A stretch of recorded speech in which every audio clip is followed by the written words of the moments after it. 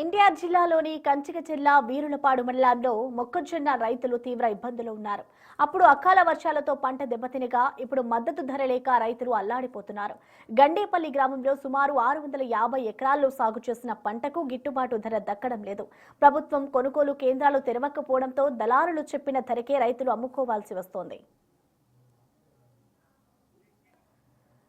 గత 15 రోజుల క్రితం క్వింటా 2400 పలక ప్రస్తుతం ప్రైవేటు వ్యాపారులు కేవలం 1800 మాత్రమే ఇస్తున్నారు. దీంతో కూలీ ఖర్చులు కూడా రావడం లేదని రైతులు వాపోతున్నారు. స్థానిక ఇథనాల్ పరిశ్రమ వల్ల రైతులకు ఒరిగిందేమీ లేదంటున్నారు. తక్షణమే ప్రభుత్వం మద్దతు ధరతో కొనుగోలు చేయాలని కోరుతున్నారు.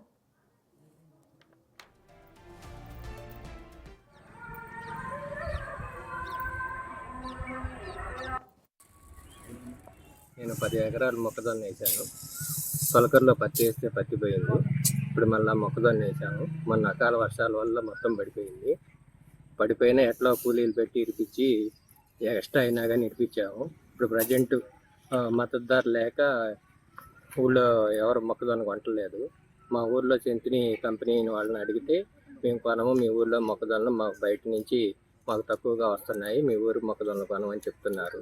4-5 సార్లు తిరిగినా కానీ వాళ్ళకి రెస్పాన్స్ లేదు. మా ఎంత ఉంచి సెంతిని వాళ్ళు మద్దతు ధరకు 2400 కొనపోయినా కానీ కనీసం 2200 కన్నా కొనమని మేము కోరుతున్నాం. నేను ఒక 10 ఎకరాలు మొక్కజొన్న వేసాను.